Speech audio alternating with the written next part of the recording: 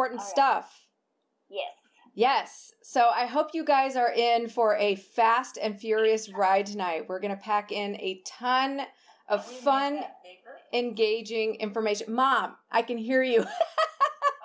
My mom's joining us, everybody. Can you believe it?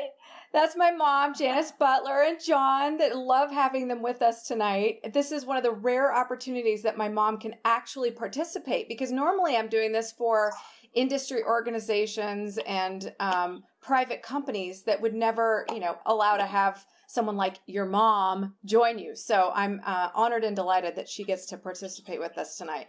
So this is open mic night, guys. Right now you guys are muted, but eventually we are going to have this open mic'd, because this is meant to be not just me up at the front talking like a yapping dog. It's really meant to be where everyone gets involved. So you're going to find this very participatory.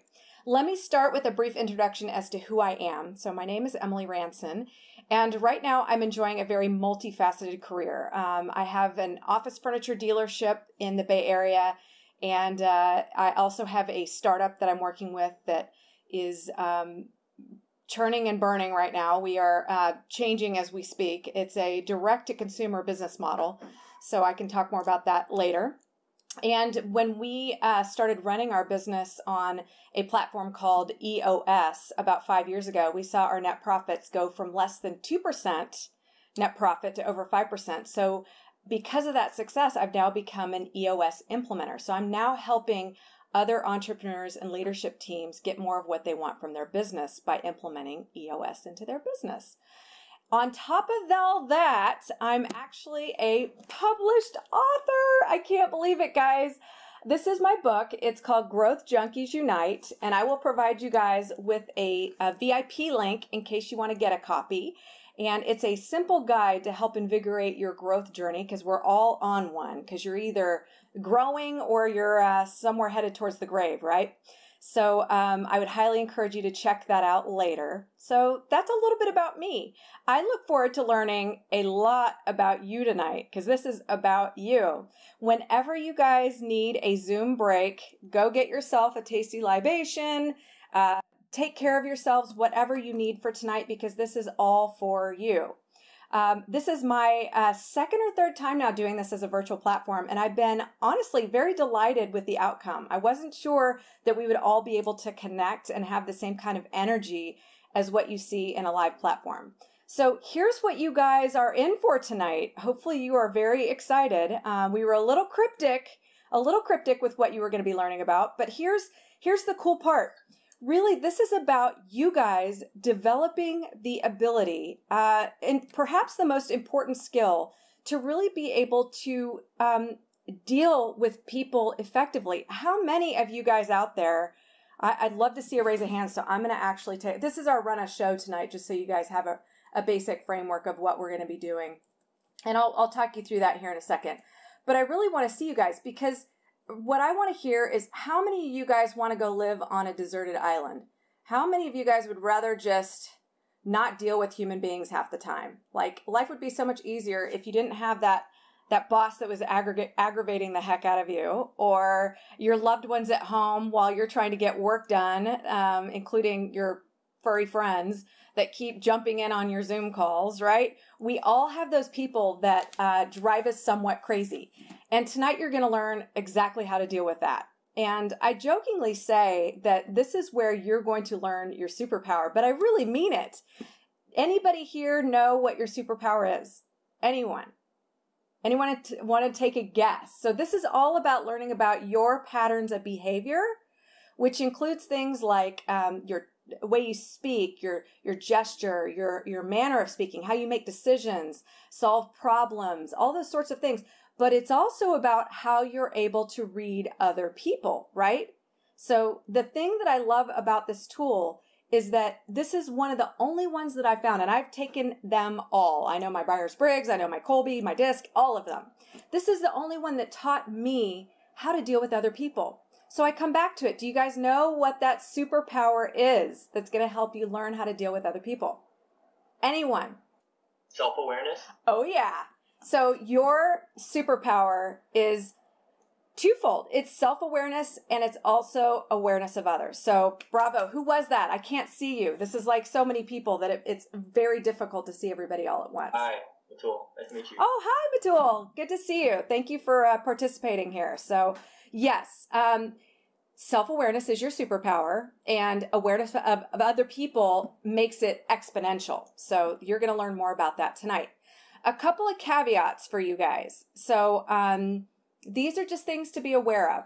One is that there is no good or bad social style. No good or bad. In fact, I always say, I've run several teams, that in order to have a high-functioning, cross-platformed team that communicates really well and works well together, you really need all four styles. So that's caveat number one. Caveat number two is beware of two specific things. One is generalization or stereotype. So if any of you have read, some of the books out there, the second one is Malcolm Gladwell's Blink. So snap judgments. The biggest thing to know there is that 75% of the world are the other three social styles. So invariably, you're going to rub up against some folks that may not be your exact fit, right? That's the spice of life. This is where we get to play and have fun. In the contrast of what you're missing in terms of what you know and what you see and your behaviors, you get to learn from other people. And that just makes your life that much richer.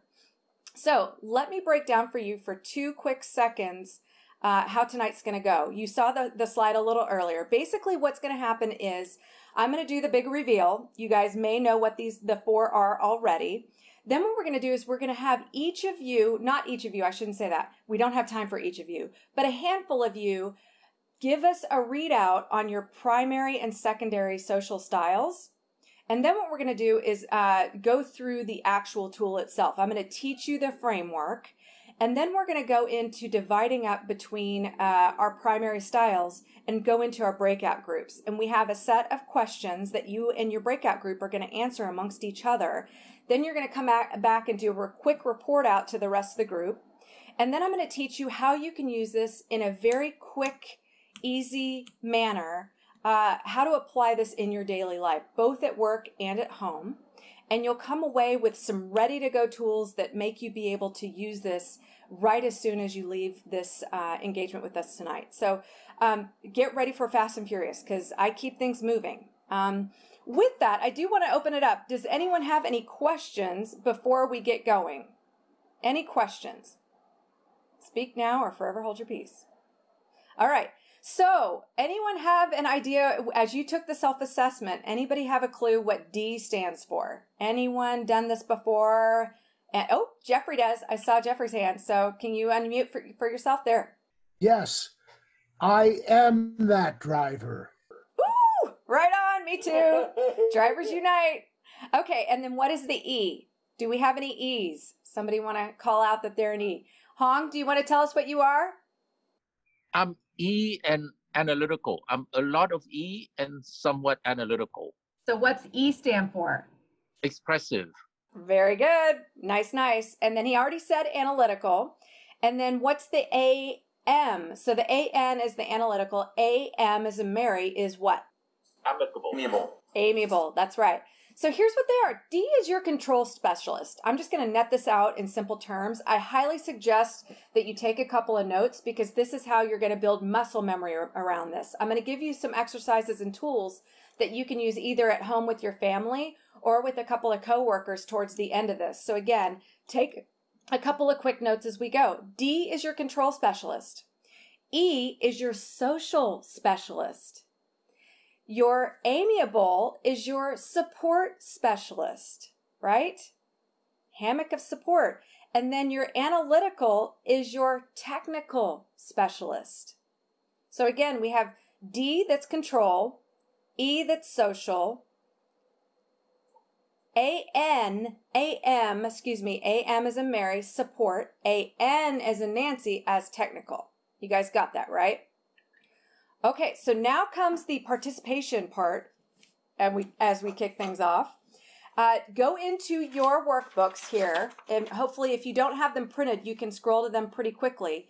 And I'd like to have a couple of volunteers. So what you're going to do is you're going to go into the book and you're going to find your primary and secondary style. They're right at the front. So starting on page 5, and it goes back into page, I think it's 11, are all the primary, secondary styles. Do I have anyone who would be willing to read their primary and secondary out to the group? I think you're going to find some big ahas that come from this. Ooh, I've got a finger from Jeffrey and Jay, so you guys have to duke it out. Well, I'm an expressive driver. I'm an expressive driver. Okay, so let's go with Expressive-Driver. Take us to where you are. You are on page 10. If you'll read out your portion, Jay, for me. Expressive drivers use poise, confidence, enthusiasm, and optimism in working with people. Objectives are accomplished through people. They're especially motivated by challenges, particularly things that haven't been done before. Expressive drivers are warm, friendly, and open, even in new relationships. Their significant strengths include selling ideas and delegating responsibilities. Because they have the ability to gain the confidence of others, they often attain positions of responsibility, sometimes beyond their level of knowledge and experience. Working alone at one station and performing routine or repetitive tasks can create unbearable tension. They tend to be impulsive decision makers and are often oversell through optimism and enthusiasm. Looking good is more important than being organized and paying attention to details. Mm-hmm. This is a change agent style, and making change or adapting to change is accomplished with ease. Someone to continue in terms of finish it out? Yes, do that last paragraph for me too. Expressive drivers could improve their effectiveness by learning to collect and analyze data prior to taking action. Developing a better understanding and tolerance of those who are slow to change will increase expressive drivers' ability to influence. Unrealistic optimism can be a significant weakness. So, Jay, I love it that you're here. Thank you for joining. It's great to see you. Tell me if the Oracle is on point tonight. Totally on point. Oh, yeah. I get this every time. Nailed it. So tell me a little bit about your ahas with reading this description of how you're showing up. Yeah, the positives in terms of sort of the pros and with sort of all the positive attributes. I'm a poster child for those, and I'm also a poster child for all of the challenges. And I've earned the graying hair that I have now because I've realized when I was unconscious about those sort of challenges, I would easily overwhelm or overpower people sometimes stylistically, not giving them enough sort of space and time to air their own points of view, just unconsciously just sort of roll people over and just keep on plowing through. And I could never understand what that was until I sort of, I haven't taken your test, but I've taken other tests that are like similar and sort of figured out that I just need to slow down, give people space, allow to hear other alternative points of view, and just not be the driver, so to speak. Well, one of the great things about the expressive style is that the expressives have this commanding ability to get people energized and juiced around an idea, a vision, a direction, a challenge, an opportunity. And that brings such momentum to any project or team, or even in your home life. You can be kind of a galvanizing force out there in the world. That's a commanding power that you have. And a lot of times visionary CEOs of companies are in this expressive mode because of that. They tend to be very futurist thinkers and very open, and they draw people in really well. And so if you can harness that for good, the hard part about expressives is that it's like there's 20 mountains to climb. And you need somebody to help you figure out which mountain to climb, because you want to climb all 20 and that ain't possible, right? So it's like, the expressive's going to come out with 20 amazing ideas and it's like squirrel, and then they're off to the next one. So one of the things I love about reading this out is that you do get a chance to see some things that you could improve. Now, most of us, when we talk about self-awareness, thank you. I think, who was it that said that earlier that answered correctly? The cool thing about awareness is that it's like a dial. A lot of times you can dial up and dial down certain elements of your style where you need to. So Jay, as you've gone through your career and as you've got more emotionally intelligent, you've been able to dial those things up or down in order to have the best possible outcome with that interface exchange with other people, right? So thank you. I appreciate you being the brave one and going first. Well, that's right. And that's why I'm with you, Emily, because there's always room to improve. Love it. Growth Junkies Unite, people. I'm telling you, it's a thing. All right, so I need an amiable or an analytical that's willing to read their primary, secondary for the group. Ooh, okay. Thank you. I appreciate you raising your hand. So what is yours? And can I get your name one more time? Yes, I'm Annika. Annika. Okay, if you could read your primary, secondary, tell us what page to go to so we can follow along with you. Yes, I'm on page 9. My primary is analytical and my secondary is amiable. Perfect. All right, we will follow along with you. All right. The analytical-amiable works best in a peaceful and harmonious environment. Dissension, confrontation, or an aggressive and demanding driver disrupts their ability to perform. They are capable of collecting and analyzing factual data and presenting their position in a logical way. If things aren't going well, however, they tend to worry both at home and at work. Analytical amiables like to work with one or two others, preferably people who think and operate in the same manner. They would prefer to avoid large groups and tend to not speak out in meetings. Making the right decisions is important, even to the point of not being able to make a decision. Analysis to paralysis is not uncommon, accompanied by worry about the need for a decision and worry about whether it is the right one. They tend to maintain a high level of emotional control and perceive emotional people as having little credibility. Analytical amiables could improve their effectiveness by taking action quicker and learning how to control worry. Expressing feelings helps to build trust. Sharing their wealth of information and knowledge results in the development of respect. What do you think?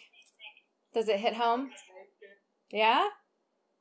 Yeah, it's seriously, everybody that I go through this workshop with is like, oh my God, how does it know? It's like the Oracle. That's really cool. So what insights are you learning about yourself? Anything that's an aha, or is it more reaffirming on things that you've already learned? I think it's scarily accurate. Not the first time I've heard that. I should go and read more about the driver personality to learn what exactly that part means. But I think I fully agree with collecting and analyzing data and the whole part where I feel like I need to take the right decision all the time. Mm-hmm. Yeah, there's a lot of fear and worry. You're usually looking at all the roadblocks. You know, you're the person that you want to have on the team that takes a look at the whole scope of the project, because you're going to be able to tell them what they need to look out for. Whereas likely the expressive is not looking out for that kind of stuff.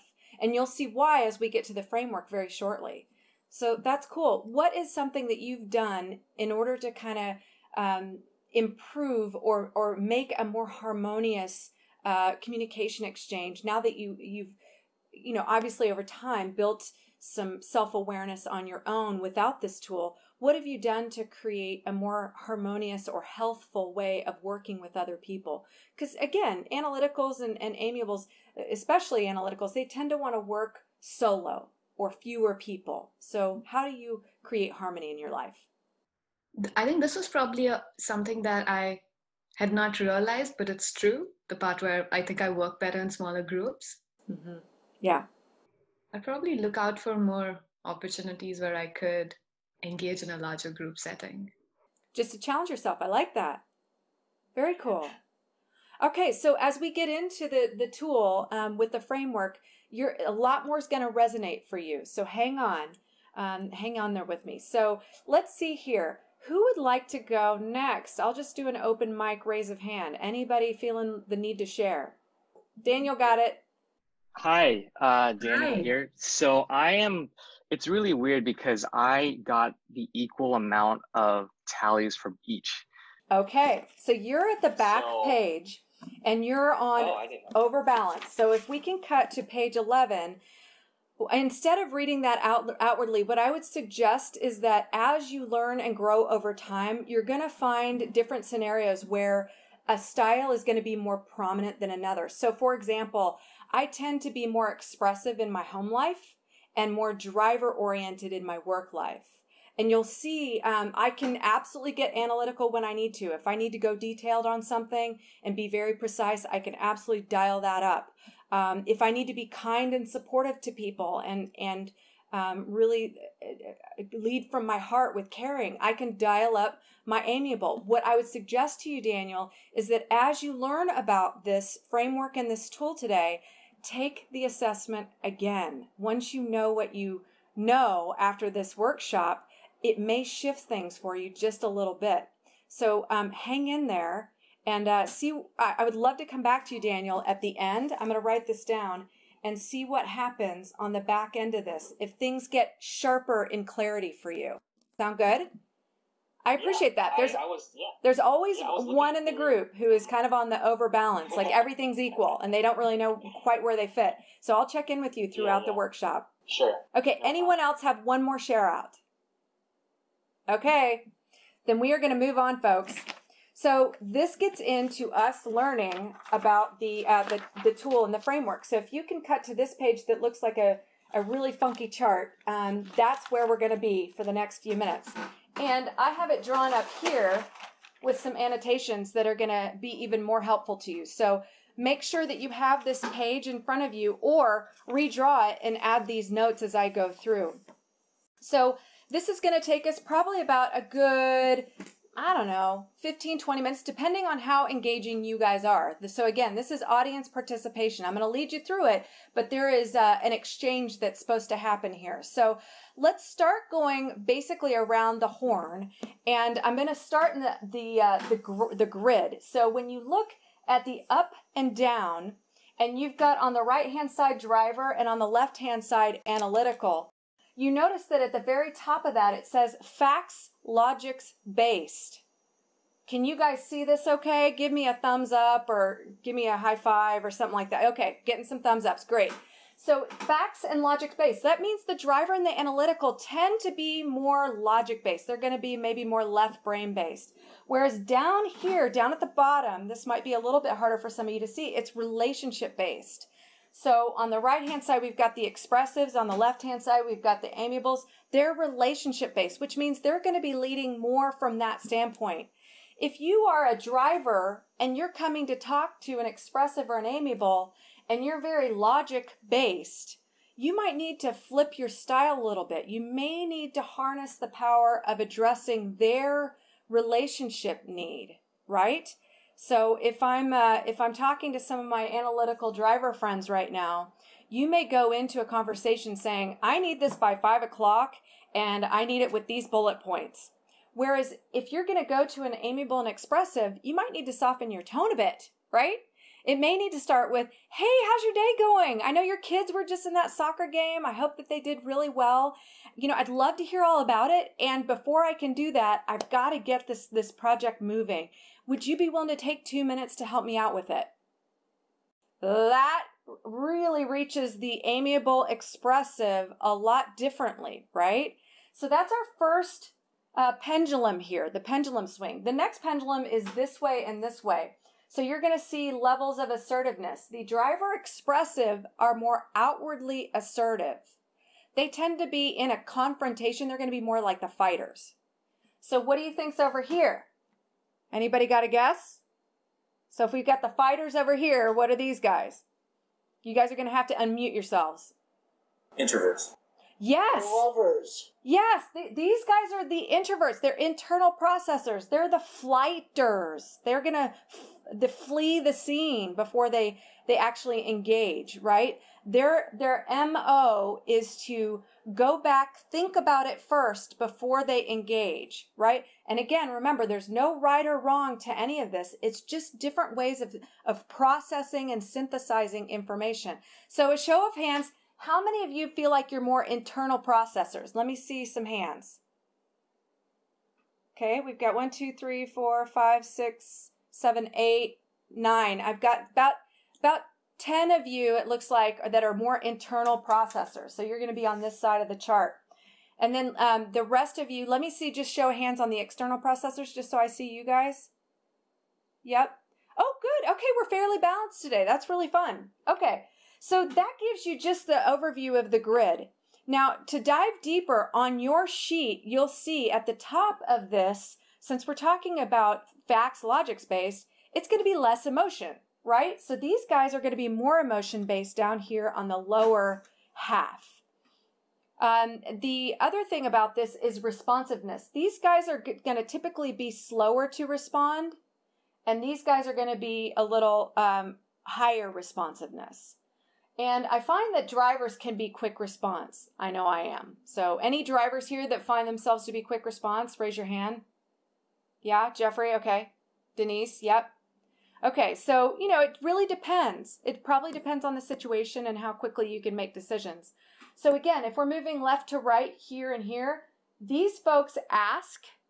They're the ones that are going to be less assertive. So they're going to be more about listening, right? Whereas over here, it's going to be more about telling. I know from my growth in my career, I used to be horrible at listening. So Stephen Covey, seek first to understand, then be understood. I was one of those that had to learn to shut up. And especially when you run a business, you need to shut up and listen to your team. That's how leaders best serve. So I had to learn that muscle over here being a driver expressive.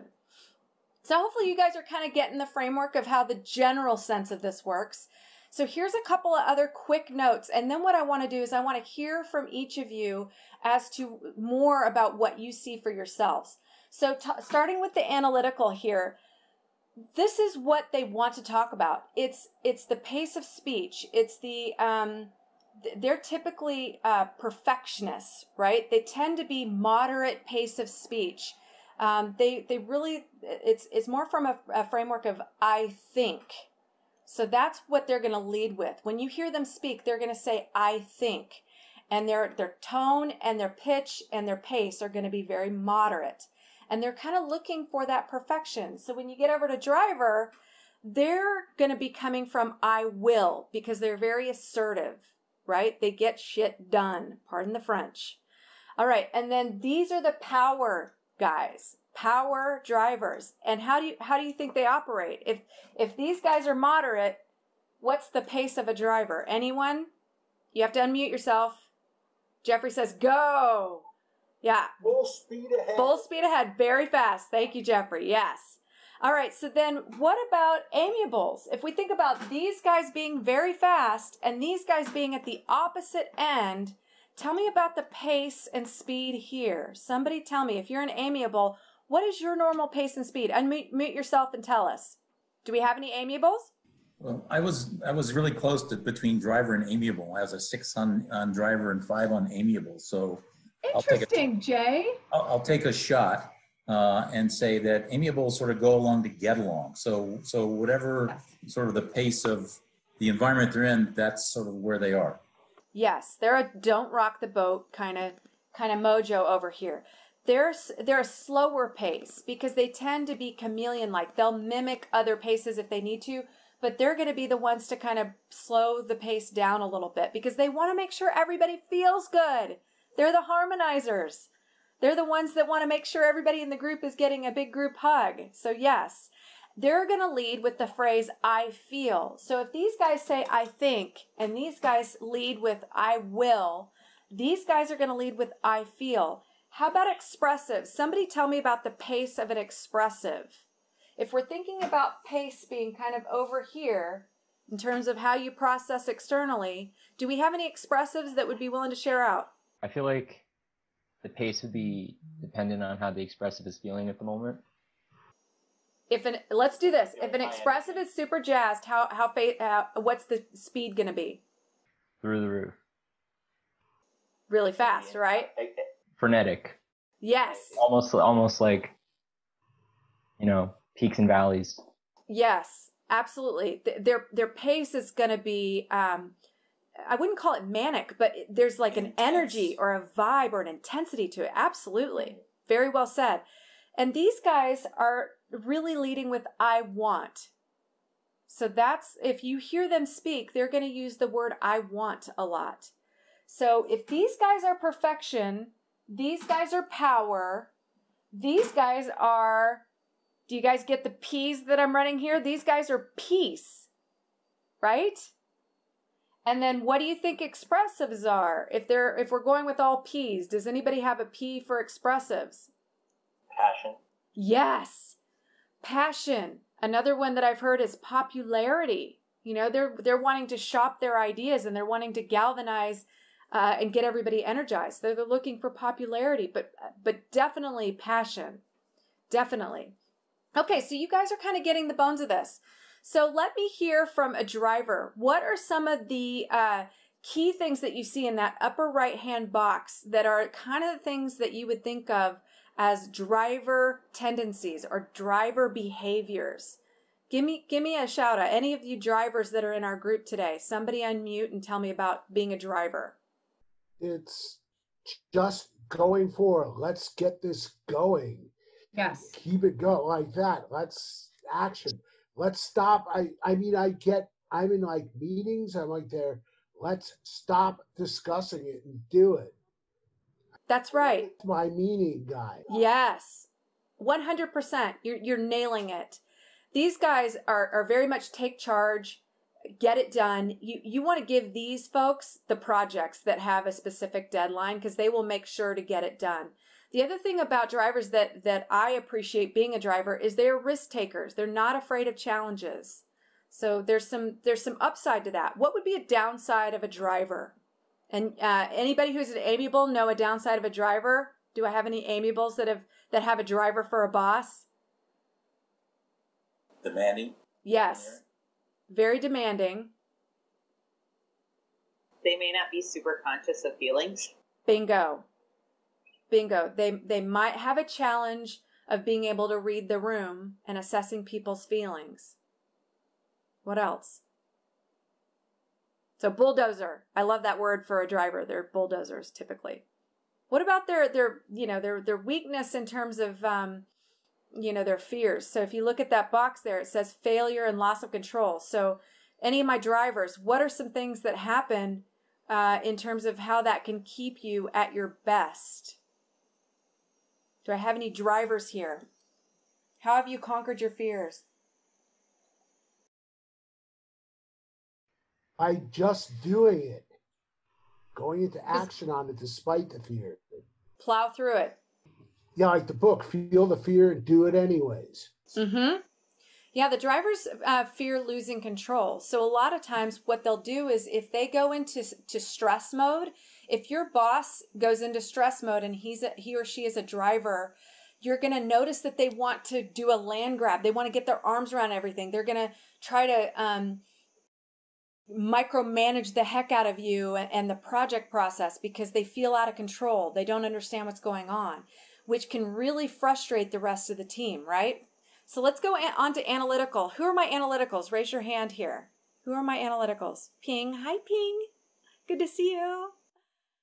Anshu. Okay, great. So for my analyticals, tell me a little bit about what you see there in the top left box that you're looking at. Tell me a little bit about you. Unmute yourselves.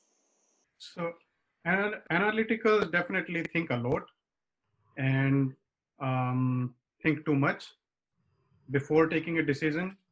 And they are very, very sensitive about making the right decision. That's right. That's right. They really want to make sure they think about it in their heads first. So once they've said something out loud, analyticals are very committed to their point of view. And so if a driver or expressive hears an opinion or hears an analytical stating a case, it means they've already vetted it. They've looked at it 10 ways to Sunday and they're very attached to it.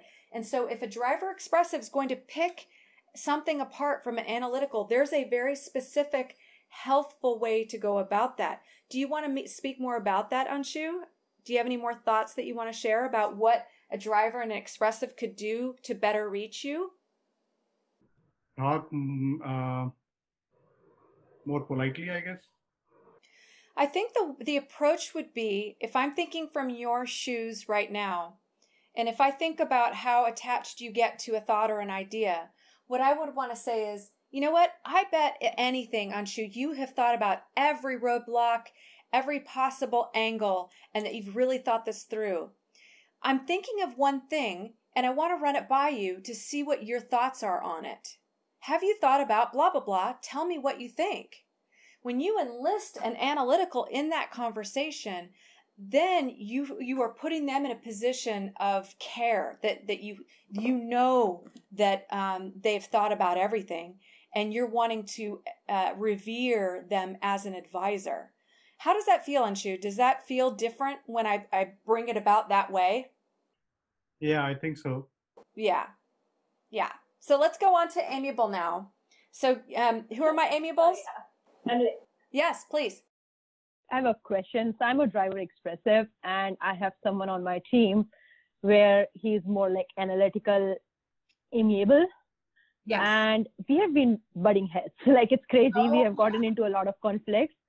So I have tried to slow down. I think that's sort of one of the biggest things for drivers, right? Like, they need to slow down, take time to bring people along.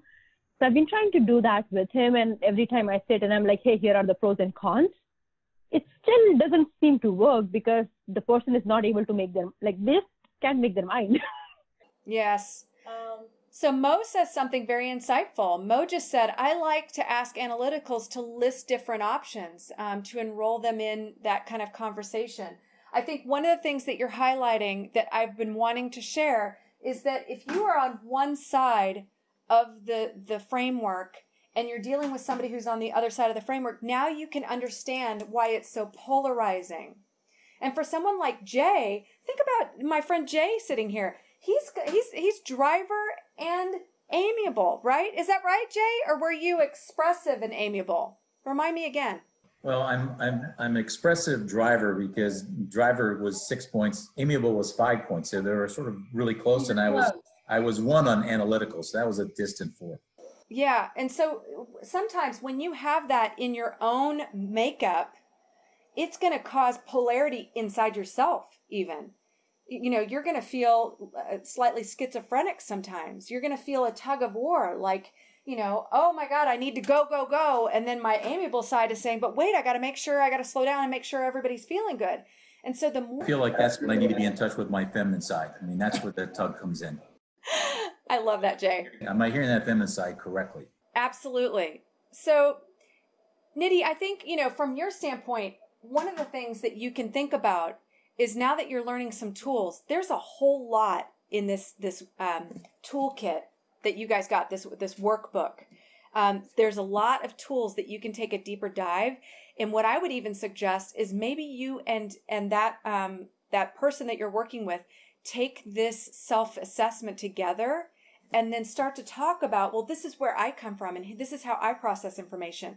And so as you go forward together, one of the interesting things that I've done with my team is, you know, I had someone who was a project manager and they are a driver all the way. They're trying to get it done. And then I've got an interior designer who is an analytical and she's looking out for all the roadblocks. You can see how much friction that would cause. And so because we now have a common language, the driver can say, okay, you know what? I can tell right now that you need me to slow down and that you're trying to look out on behalf of our client and on behalf of me trying to execute this project. So I know that you are looking out for us by looking at all these roadblocks and everything else. Because it would come across in a lot of the meetings, she would just answer no. No, no, no, no, no. Everything would come out first as no. And it got to a point where they were just smacking against each other all the time. Now she's learned to start by saying, yes, and here is my concern. Do you see the difference? I got her to the yes, at least, where she opened up and could see that she was shutting down everything in the conversation. So she's now a yes and rather than a no and but, right? So change your frame of language. And this is such a great cohesive tool that gives you a common language that you can build on together. So it's all in how you frame it up. So Nidhi, for example, if you're having a conversation, your tone might have to be, look, I know that you need more information in order to process this. And we're also working against a deadline that's required by our boss's boss or by our company. How can we get on the same side of the table to get this done and also get your needs met? What do you need from me that would help us do that? You know, there's a way that you can kind of bridge the gap and get you guys both on the same side of the negotiation table. Does that make sense? So it's all in how you frame it up. Do you want to give us another specific example of how you guys are butting heads, or do you feel like you're getting enough from what we're already talking about? No, I think this is good. I think as we progress, I may bring up another example. Yes. I love that. Please do. So we are going to be going into group discussion pretty shortly, but I want to give a couple more minutes to the model here. So I'm going to ask for some expressives to tell me a little bit about them and what they're seeing from this this framework, this tool. So any expressives want to share out? Evelyn. Evelyn, hi. I got 12 in expressive, so. That's pretty high on the expressive. So yes, you're very expressive. Exactly. No, it's really accurate. Interestingly, so I got 4 on D and 4 on AM as well. So I'm as much amiable than I am expressive and a driver. I'm sorry, I'm D and amiable. I'm a driver. So you must have a lot of really big ideas. Is that right? Are you kind of a free spirit? Do you find yourself being somewhat impulsive? Very much impulsive. So I'm really listening to the standpoint of people who are analytical, because I didn't get even 1A. So it's a world that, you know, I have to stop and really think about what's going on in that world. So I'm really liking especially what angle to frame the thoughts in, and sometimes maybe slow down and give them a time to catch up almost. Yes. You know, the thing about expressives that's so beautiful is that they can be so passionate and inviting. And yet, because they're thinking about 20 different things and thinking so far in the future, other people need to be able to catch up. And so, yes, to be able to slow down and draw people in can become your superpower. You know, if it's left unattended, you'll leave people behind. You'll run over them. You'll make them feel like they're not included. You know, they'll feel like they're not a part of something when your goal is to be inviting. So anyone else who's an expressive want to share out how this shows up for you personally? How are you with follow through, Evelyn? How's follow through for you? Do you have that kind of figured out? What do you mean? Well, follow through can be a challenge for expressives because again, they're like 20 ideas and then squirrel, they're off to the next one. So it's, you know, it's hard to harness the power. Yeah, that's true. By the time it's 12 and you circle back around, I'm to the third thing. So I have to go 3 days later. It was like, we just had this conversation 2 hours ago. And I'm like, yeah, I got that done because I didn't. I have to say my mom, who's, as you guys now know, is on with us this evening. Hi, Mom. She's an expressive extraordinaire, very artistic, very colorful in her language, wants to share a lot of detail. And me as a driver, I'm like, Mom, I live in a soundbite world. You got to net this down for me. I don't need to know how you got from A to B to C to D to F. I just need what F is, and let's move on. And so we find each other challenged sometimes. And I'll say, Mom, I love you so much. And I don't care. I'm so sorry, but I don't care about all that. Like, I don't need to hear, 20 Ways to Sunday, how all that came down. So, you can do it in love and care, or when I'm stressed or when I'm in my downside, because my mom is my mom and we love the people we're closest to, we can go to our shadow side. We can become our lowest form of self. And I'll tell you guys, the thing that I've learned now that I've gone through this is that each one of you now coming through this workshop are going to have much more responsibility for how you carry yourself going forward. So in some ways, this is fun. It's engaging. It's lighthearted. You're going to get some laughs as we go through the group activity. But there's also a heavy responsibility that each of you now carries. So anyone else have something they want to share out that's an aha or something that you know now that you didn't before that you need to tackle? Charles, please. I love the raising of the hand. Unmute yourself. I happen to be an amiable driver. Okay. Ooh, you are definitely challenged then because you're polarizing yourself, right? So I start off really, really nice. We had the Loma Prieta earthquake. We had a potential deadly situation in the building. Hi, we need to evacuate the building. Transition. Okay, I am formally notifying you under the Occupational Safety and Health Act that this building is unsafe to occupy, and as a senior engineer, I direct you to issue an evacuation order. If you have any confusion about what I am explaining to you, contact the legal department and ask them what the consequences could be if someone... You had to go into driver mode, so you had to dial it up because they weren't paying attention. Here the building's falling down around them and you're being nice and they're like, okay. So you had to go into driver mode. That's a great example of how you're learning where you need to dial it up and dial it down, right? So you're harnessing it for good. Yes, since you asked about what we got, and I had been holding back through a number of other opportunities, I felt it was a good time to reinforce what you said, particularly your last comment about the shadow side. With the self-control that we all possess, with power, as you said earlier, comes responsibility. Thank you for the opportunity to share. Yes. And in some ways, it's a heavy responsibility because, again, the expectation now is that you all carry yourselves a little differently, right?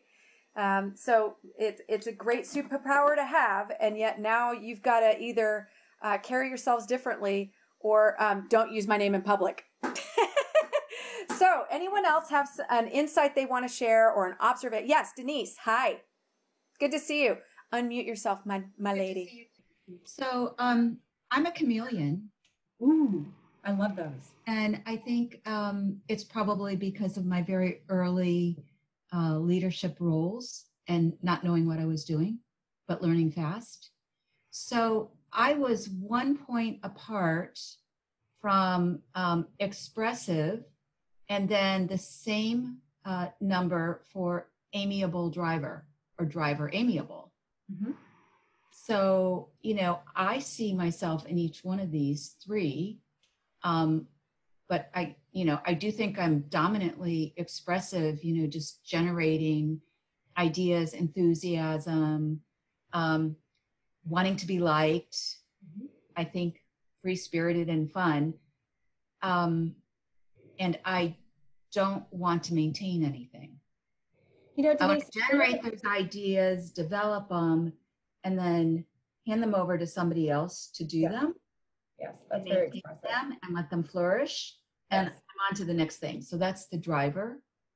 But on the amiable side, I'm always trying to bring people along with me, but they're very close. So, you know, what I would suggest is read the primary, secondary of expressive driver, expressive amiable, so that you can kind of see how those play out for you. And then you might also take this from the lens of your home life and see how that shows up differently for you. So I always do this as a work persona, if you will, and check my behaviors in the work world or the career life. And then I do this with my family or my friends, and I do it in that persona. And you'll notice some nuances and differences there. And I think it's fun to play with both. So it'll be interesting to see as you go into the breakout, if anything starts to solidify for you and clarify, Denise, especially as we do the share outs when we come back, because those are super funny. Daniel, I'm going to check in with you, not to call you out, but I just want to check in with you since Denise was kind of chameleon-like and you are too. I call myself a chameleon. And I think part of that is that I learned early on in childhood how to dial up some of these personality, communication skills and behavior traits and things like that. But now I know myself well enough, especially as, I know my stress modes and things like that. Are you noticing anything, Daniel, as we're going through this? Yeah, so I, the person said before, I'm like a chameleon too. And I've noticed that just depending on the situation, I do adapt to the personality of whomever I'm just with. And I guess just listening and just going through, I'm actually in between a driver amiable and driver or amiable driver. So I'm constantly switching in between. And I've noticed I actually redid the test again and I got the same exact thing. Or I'm sorry, I'm 1 or 2 questions away from finishing, but I think I'm almost to the same, but I'm more of a driver instead of the amiable. Okay. Yeah. So hopefully both you and Denise can start to see how you're leaning towards a primary style. And then again, my hope is that you all in the course of your growth are dialing up your emotional intelligence so that you can know how to harness these different ones. Because we all have these to some degree. I mean, no one is going to have an absolute zero in any one bucket, and you have the chance to dial them up as you need to. So, yeah. Mo says, good point Denise brought up. This tool is superb for delegation. Yes. Not only do we know when I should delegate because it's outside my wheelhouse, I know whom I should delegate. So that's on point there, Mo. Thanks for sharing. And then Deanne says, my biggest communication challenge is dealing with obstructionists who get entrenched in incorrect thinking. Any thoughts of what type that may be? I'm going to open that one up. Do you guys have any sort of insights to share with Deanne? I think that would be an analytical, wouldn't it? Because they're like caught up in their heads, going back and forth thinking. Yes, analyticals tend to want to overthink things, and that can be interpreted as obstructionist. And, you know, they can get really entrenched in their thinking. So remember that we've got the internal processors over here. It could be an amiable, but I really think that that's probably an analytical tendency. And what you want to do to open them up is to ask them questions, draw them out. Tell me a little bit about your thinking. How did you come to that thinking? You know, how do you think the team or the organization or this project is best served? You know, really kind of dial in and draw them out. And you might start to get, again, on their side of the table. So even if their thinking is incorrect, they got to that thinking somehow. And what would be great is to understand how they got there so that you can either help them with getting to the thinking that's necessary to execute on the project, or open up a better understanding that maybe you didn't even see for yourself. So, Deanne, what do you think about all that? Not to call you out too pointedly here, but... Not a problem. And hopefully my audio is okay. I'm willing to try anything at this point. It has been so deeply frustrating for me. And the one comfort I have is this has been validated by everyone on the team at this point. Everyone is having this like wall with one person in particular. And it's extraordinarily frustrating. So yeah. That's why I do this for private companies quite a bit, because I'll find that there are a lot of opportunities to, the word that comes to mind is dysfunction, but it's only dysfunction because until you have this understanding of communication styles, it seems dysfunctional. Once you get everyone on a common footing, a common flat platform, it removes that dysfunction because you now understand where people are coming from, and it gives you a common language to be able to move forward.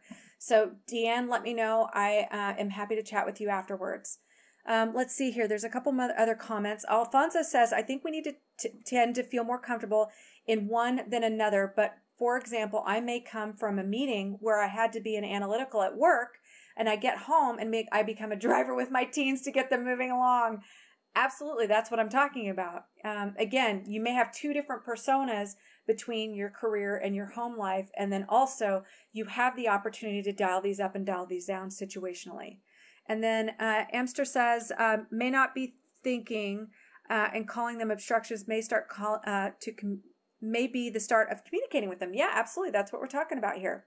The other thing that I'm going to point out now, because of the opportunity that Deanne brought up, is that in the book, it goes into a much deeper dive. So there's a style description of an analytical, Deanne, that you could take a look at here that really goes through more detail.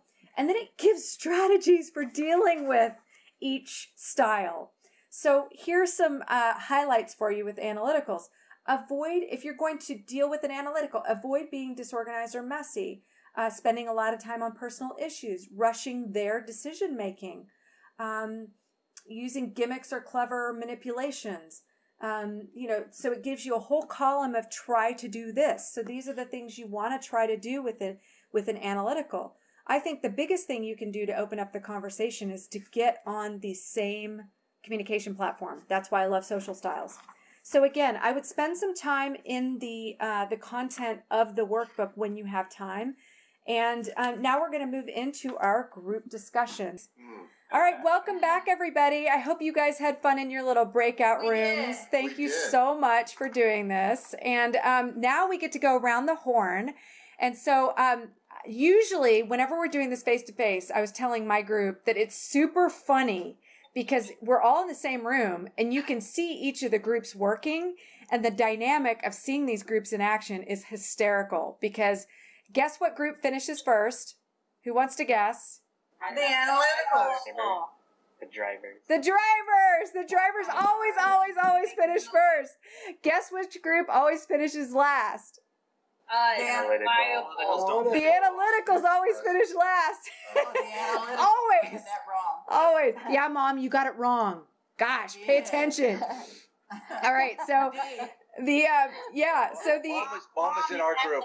Mom is in our group. Lay off her. Oh my gosh, they're coming after me about my mom. That's awesome. Expressives So don't finish it all, but they think they did. that's funny.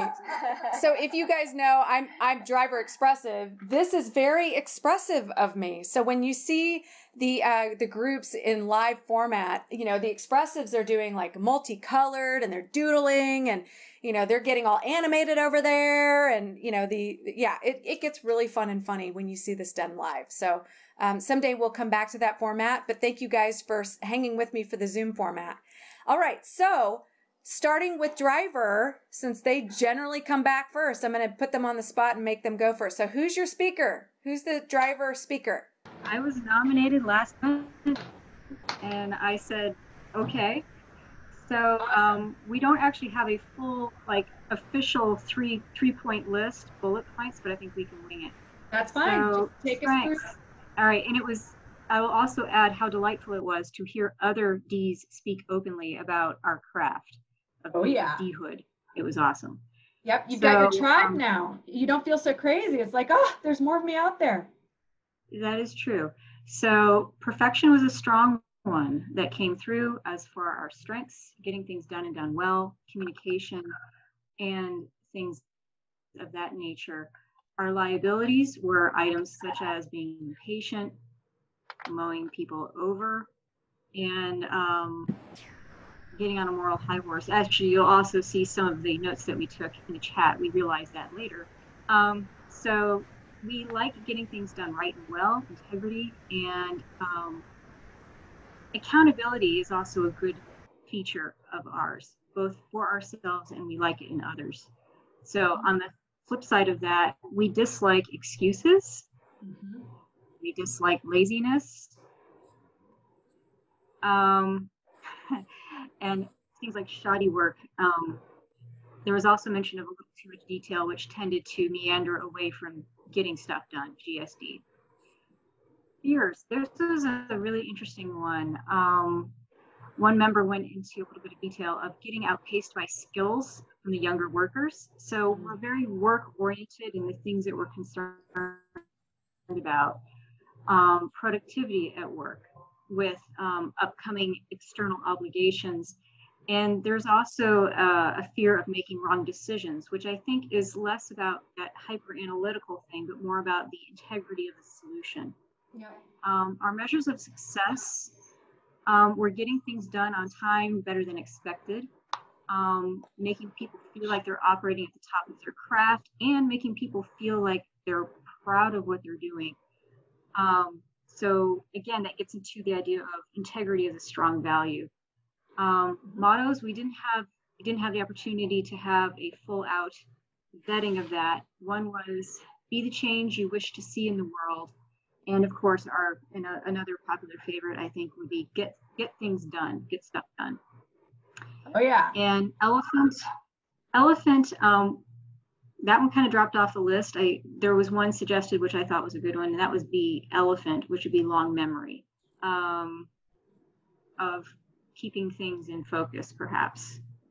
So elephant would be your spirit animal as well? Mine? Yeah. Mine? Yep. Well, think about your spirit animal. I'm going to ask everyone this question. I've always said mine is a wolf because I'm a very independent critter, but I will run with a pack. Wow, this is full confession time. I've often said as a consultant, I work sort of like an assassin. I go in, I get the job done, and I work with highly trained people to GSD. So I like it. Yes, I've gotten bull before. So bull or like dog with a bone. some of the phrases, you know, the mottos that I've gotten for like a bull, like a cyclist speaking animal. bull, like Tatanka. Some of the mottos that I've gotten, gonna win, let's do this, get her done, you know, that kind of stuff. So, all right, moving on from driver. Do we have any questions from our driver, from the rest of you? So remember, 75% of the world is not your primary style. So if we can hear from expressives or amiables or analyticals, do you guys have any questions for the drivers? Anything that you would like to learn from your fellow drivers at this point? I have one. Yeah, Cloud, go ahead. I am a admirable and an expressive, so I'm completely the opposite of a driver. I just have one comment that when you say one of your strengths is communication, it is doesn't sit very right with me on that one. I find that for the driver, when we communicate, yes, I can hear the driver point, but then at the same time, I don't feel that I'm able to communicate my point to you yet before you move away. So I would not kind of count that as a very sufficient communication. If it have to be, it's because it have to be two-way. It's just a feedback from my end, and that's how I see it. It's a great observation. And frankly, it's dead on, Cloud. To be honest, if you go back to the framework, this is so true for this side of the page. They are tell, right? This side of the page is ask. So now that we all have this common language and framework, and now the blinders are off, we as drivers and expressives now hold a responsibility to do more asking, to Cloud's point, right? If we are going to improve our method of reaching these other styles that are very different from us, then we have to do more of some of the things that aren't natural to us. And that's truly what I'm hoping here today, is that each of you comes away with one thing that you can do to make some margin of improvement, right? And it's not just around the actual awareness of it. That's step one. Step two is your action, right? So that's going to be in the networking component. So thank you, Lee. I appreciate that. Or Cloud, I apologize. I appreciate your observation. It makes a lot of sense to me.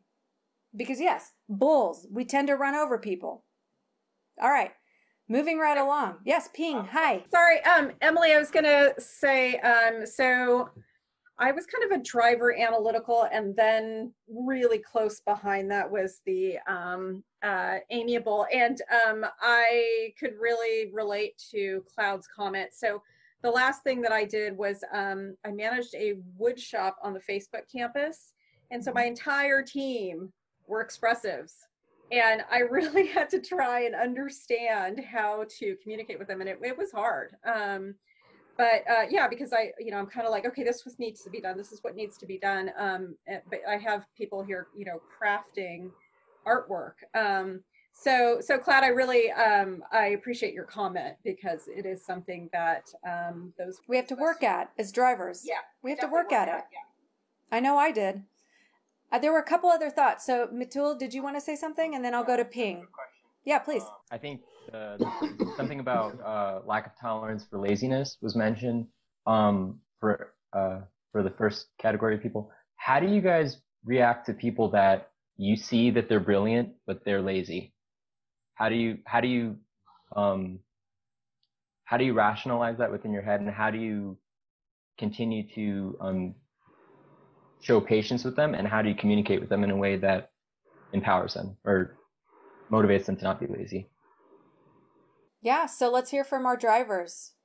Anybody want to take that one? I'm happy to jump in as well. I say that because some of the most brilliant people I've met are also some of the laziest. How do you harness that amazing brilliance and talent and get them motivated, right? That's why in recruiting people for startups, we focus far more on their commitment to the value they're going to deliver. And sometimes the PhD is so caught up in his arrogance, one of them claiming he only had one employee in his startup who didn't also have a PhD, and they break. Someone bought the assets and turned it into something profitable later. So I think that's enough on that. Thank you. So I'm really careful about calling a person lazy. I think sometimes when we don't understand how other people work, it's really easy to do that. So like those of us who are drivers, you know, we're like, accountability, you know, get your stuff done. If you have a problem, you know, I was always like, tell me, don't give me an excuse later on as to why it wasn't done. So I will say it's challenging. It's still something that I continually work on, but to me, it always starts with the conversation of understanding where is this person coming from? And then kind of realizing that the motivators for those people completely different. It's stuff that you probably couldn't even imagine. So, you know, kind of have to talk to other people to find out what really kind of lights their fire. And then you go from there. And then, you know, I think there's some people that are just in the wrong job.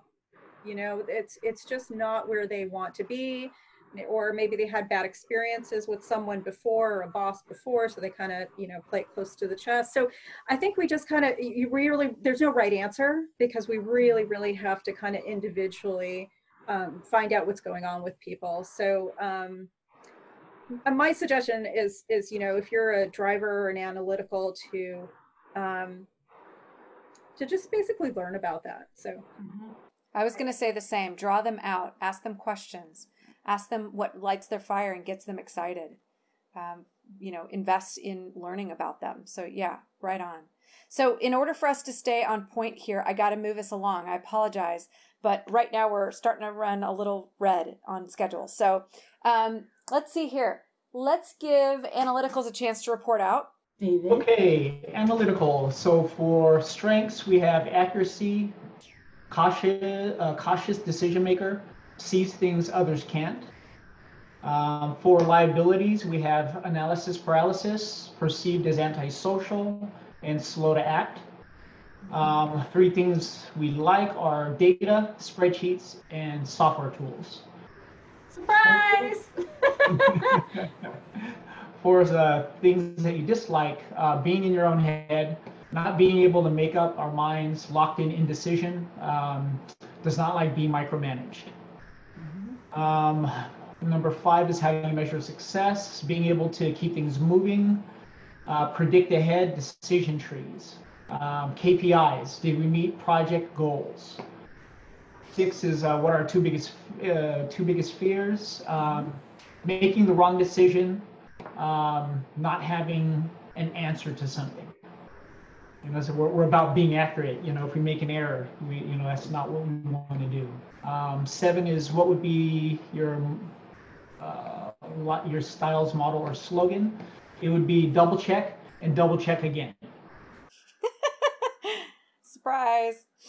Yep. And then what did we decide is the spirit animal, David? Spirit animal, interesting. We said elephant as well. But we could also use owl. There was deer. There were several good ones that were named. So yeah. All right. I would love to take time to chat more about how to work best with Analyticals, how to communicate best with Analyticals. Unfortunately, we're running short on time. So I've got to get to Amiable. Who's the representative for Amiable? Hi. So hi, Cloud. Yay. I will go quick. So for our Amiable, our strength is empathy, generosity, the ability to foster inclusive environment. The weaknesses is the time and creativity spent. We caring too much, we lose sight of focus. For like and dislike, we enjoy our humor, team player, respect, and the dislike part is lack of authenticity. This one actually hit me hard when somebody say this.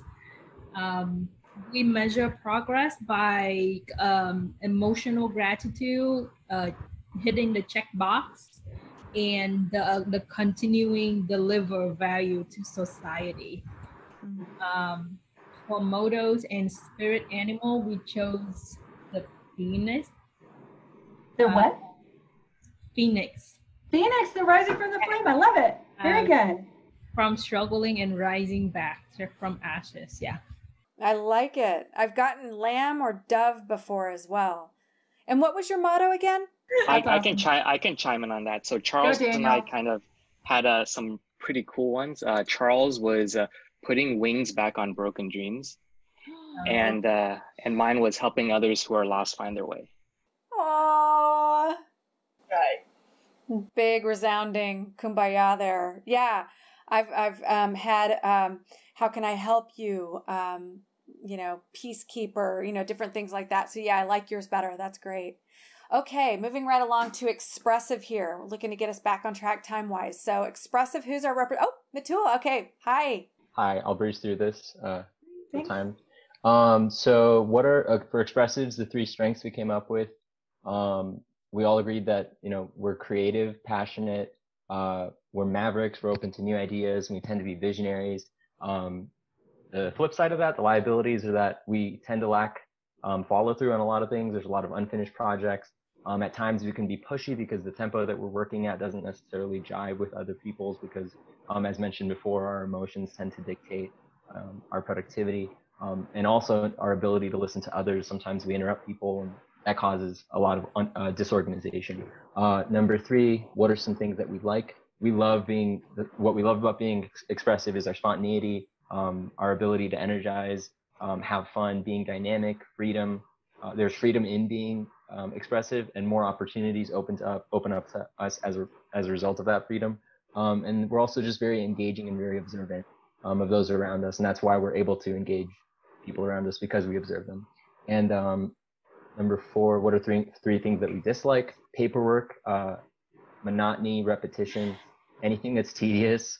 Also just the fact that our projects are unfinished, and just our priorities tend to shift, and this again leads to some more disorder and dysfunction. How do we measure success? This was an interesting question for the group, because there were some responses that were more work-based, and there were some existential-based responses. One was just fulfillment overall. I think your mother mentioned just having self-pride, and that was a really interesting response. Satisfaction, team accomplishment, inclusiveness, meeting a deliverable, completing a project, and then just having a quality sense that something is the right solution based on your own intuition. Number 6, what are your 2 biggest fears? Running out of time, just being stagnant, and being, I guess, not included or alone. And then number 7, what would your style's motto or slogan be? We all decided on quote unquote dare to dream. Wow. And what would be your spirit animal? Just shoot from the hip for me. So we all kind of had a bunch of different spirit animals going. I think, do you guys remember? I think we had tiger and gotten tiger before. Yeah, but I mean, we never really decided on one. And I think that's kind of the beauty of it. We also had human as an animal. The human as the animal. Evelyn. One of us did have human at some point there, which I thought was cool. Anyways, that's cool. We are our own animal. Yes. So there's so much meat here, you guys. Obviously, we could spend all night, and I've got to tie this up with a little bow for you. So the first thing that I'm going to do is I'm going to give you some quick, meaty tools that you can use as a quick takeaway. So when you are looking at someone's background of where they live, you know, we're in this Zoom environment now, when you're looking at how they're dressed, their tone of speech, the words that they use, things like that, it can start to give you hints as to, you know, what style they might be. And I know that we're all working from home right now. That said, let's go around the horn and let's talk about if you were looking at someone's work area, whether it's at home or in the workplace, what would an Analyticals work environment look like? Neat, nice and clean. Like a spreadsheet. Yes. Lots of spreadsheets, lots of data. No, I mean their work area would look like a spreadsheet. Oh, it would look like that too. Yeah, it would be everything in neat piles and neat displays on the walls. It would be impeccable. Yeah, they'd have a lot of data and reference materials around, right? So let's go on to driver. What would a driver's work environment look like, whether it's at home or in the office? Think about them being results driven. What are you going to see the most? Trophies. Yes, awards. They're going to have accomplishments that they're showing of what they've achieved, right? All right, so moving on to expressive, what might you see in an expressive's work area? Pictures. Yes? Artwork. You're going to see artwork. You're going to see both of them down here are going to have a lot more memorabilia. They're going to have collectibles. They might have plants, so there might be, connection to nature. But what sets these two apart more, do you think? Probably more personalized. Yes, exactly. They're going to be more personalized between the two of them. So the expressive is going to have more artwork based. That's going to be what resonates for them. These are going to be more about what feels good, right? It's going to be more what feels good. So it might be, I don't know. They might have a soft throw, or a pillow in their work environment.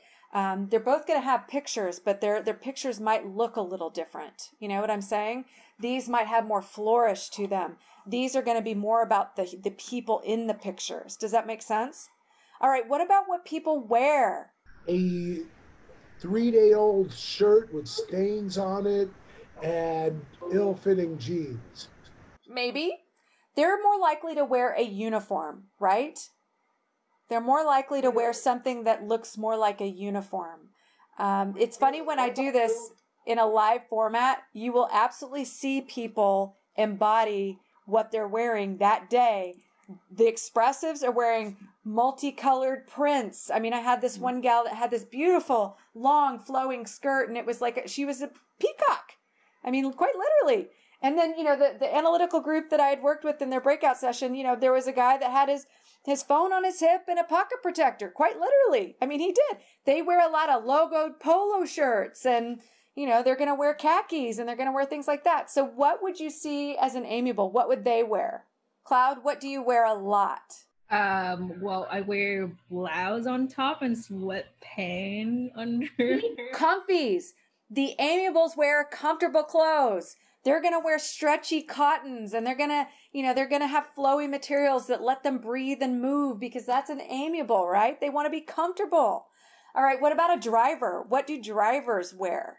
Dress to impress. That's, if I'm in a professional environment, even if, it's a tech startup or something like that, I still, always would dress really nicely.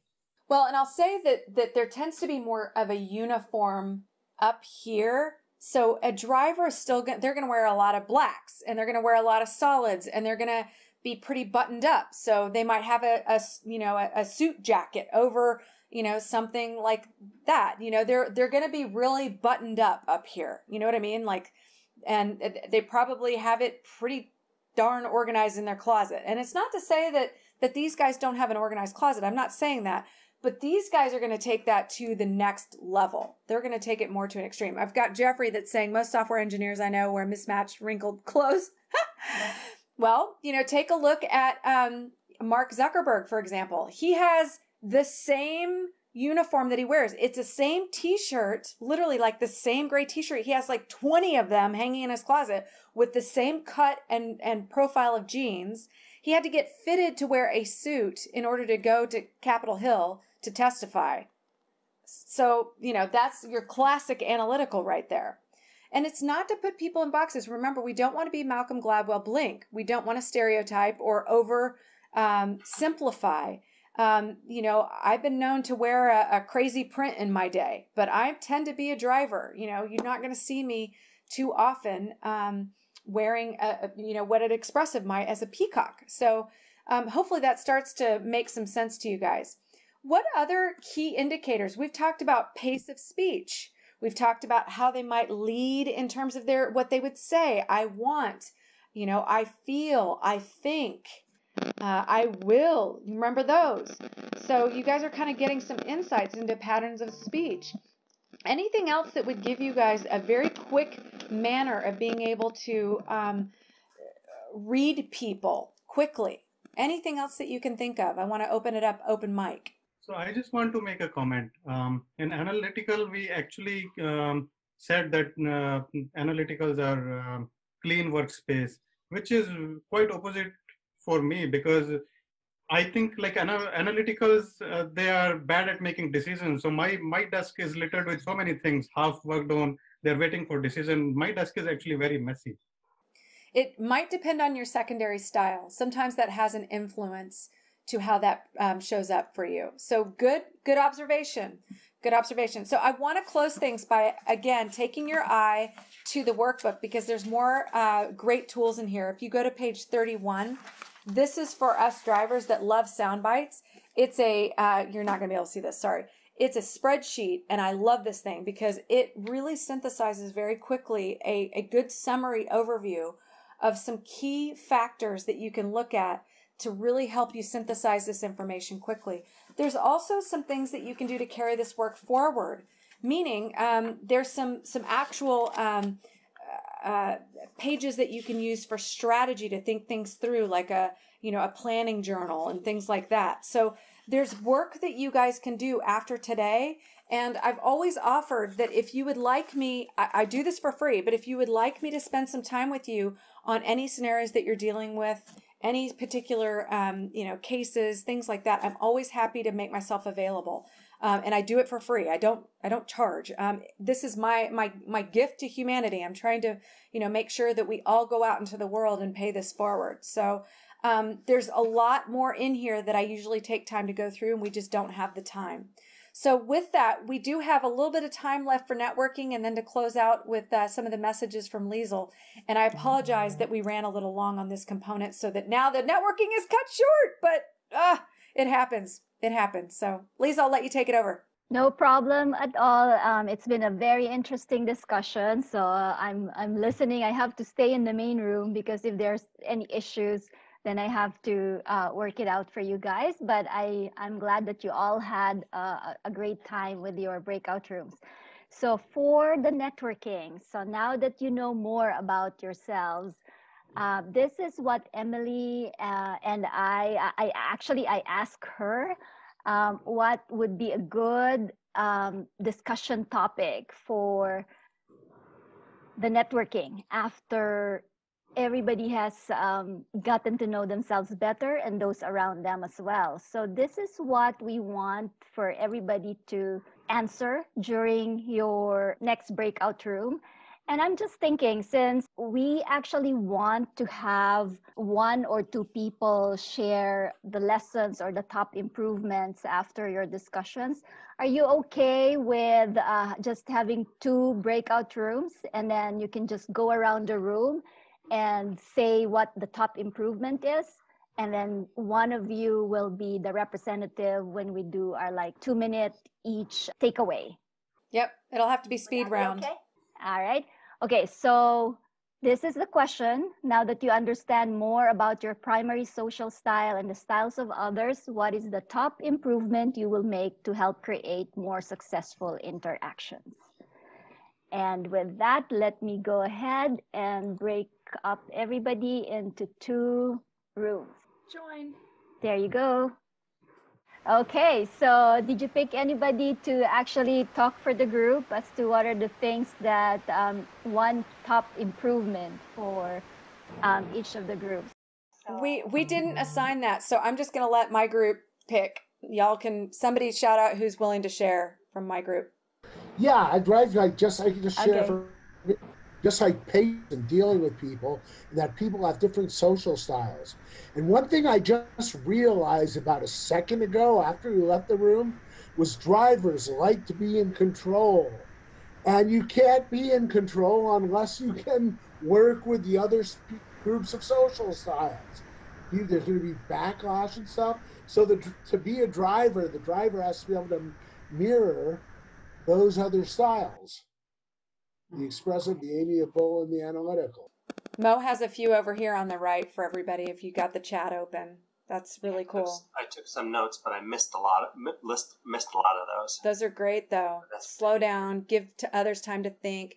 The observation that I shared is that it's so important to give the time to choose your reaction rather than just react in the moment, just knee-jerk react. Now you have a lens about how you can take a moment and choose your response from a more emotionally educated position. that's what I'm hoping that you guys get out of your time tonight, this investment of times that you've made here tonight. Okay, well, that's a great summary. So I'm sure everybody would agree to that point. And I know we're 2 minutes over our time, but I just need maybe a minute. We just have a couple of announcements, and then you will have the rest of your evening. So let me just share my screen again. Okay, wonderful conversations. Emily, thank you very much for facilitating. Maybe we will have to do a second round of this because it seems like everybody found so much value in the interaction. So my sincere pleasure. It's a true honor, you guys. So thank you for opening up and taking the time. Everybody went really vulnerable. It was beautiful. And just a couple of announcements that I said. So for next month, our session will be again by one of our mentors, Brian Balch, who is an executive for over 30 years, author, speaker. And his topic is about how to create value in all areas of your life. It's already published in Eventbrite, so feel free to register anytime. The date is August 27. And then the other piece of announcement we have for you, we have our two fundraising advocates here, Donna and Louie, who has been helping me put this together. So we can't get together for run, walk, or bike, and therefore we're going to do this virtual, and it's going to be spread in about a month's time. So from September 9 to October 10, we're encouraging everybody to join us in this Give Back, Lead Forward virtual run, walk, bike. We're fundraising. We're hoping to raise $50,000 or more, and that would help us actually hire people to help support events and the programs that we have in the Mentoring Club. So I would really appreciate if you could all join in. We will send the link to you in our follow-up emails, including the survey. So any final words, Emily? No, again, it was a sincere honor, and I really appreciate everyone allowing me the opportunity to be with you tonight. So I hope everyone gets something out of this, and please feel free to reach out to me anytime I can serve you and help you. And I will send my book link because shameless plug. All right. So thank you very much, everyone. Have a good evening. It was a fun night. Thank you. Enjoy the Thank journey. you, guys. This was great. Thank you, guys. Bye, everyone. Bye, guys. Have a good night. Thank you, Lisa. Thank you. Thank you. Bye. Everybody stay safe and sane out there.